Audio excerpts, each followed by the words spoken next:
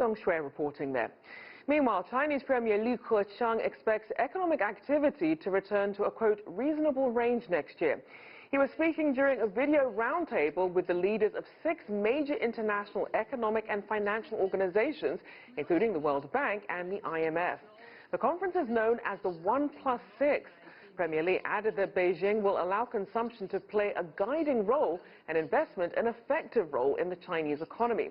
China's economy grew 0.7% in the first 9 months of this year. That's despite the pandemic. Well, for more on the 1+6 conference and China's economy, I'm joined live via Skype by William Li, Chief Economist at the Milken Institute. Always good to see you. Thanks for having me. So let's start with your reaction to the host Premier Li's comments at the 1+6 and some of the other highlights that stood out to you.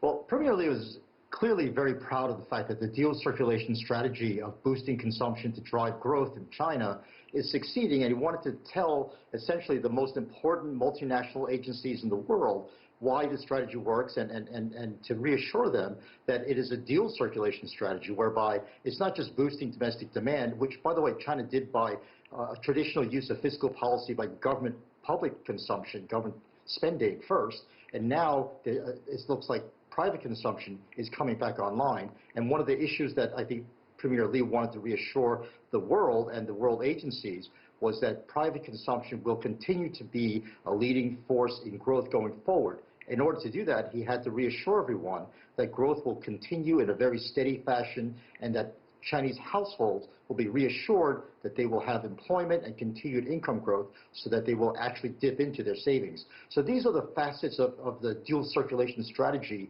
that Premier Li wanted to explain to the world and clearly to the most important multinational agencies of the world. And it is important to have that light at the end of the tunnel. I mean, what did we hear about efforts to collectively address COVID's impact on the global economy?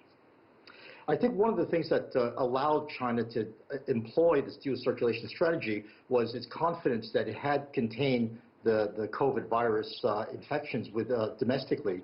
And one of the concerns it has now, it seems, is that the source of infection may come from abroad or there may be pockets of resurgence. And I think that's part of that uncertainty that households face, whether such pockets of uncertainty of COVID infection would break out again. And if they do fear such a breakout, they will not be dipping into savings. They'll be keeping their savings. And that would actually short-circuit the domestic portion of the dual circulation strategy. So it's a very fine line of reassuring the public that the infection is contained.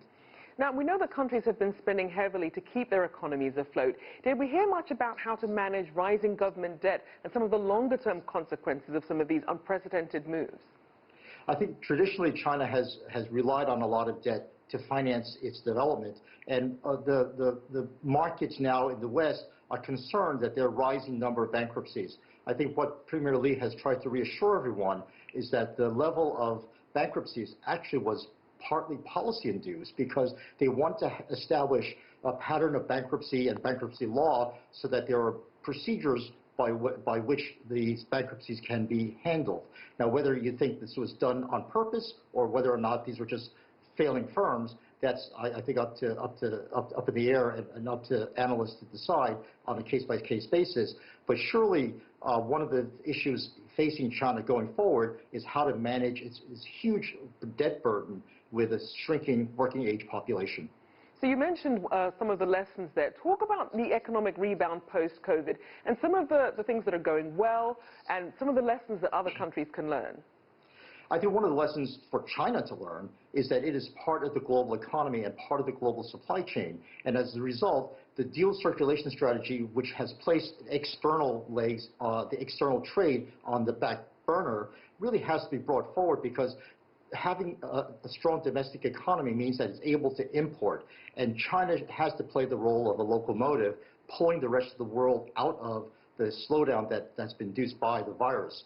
And the other lesson, I think, for us to keep in mind is that there's a huge important role for fiscal policy in driving the economy back to normal growth again. And that's something that has really not taken place in either Europe or the United States because of political impasses that have stalled the fiscal impetus that's needed to restore growth around the world.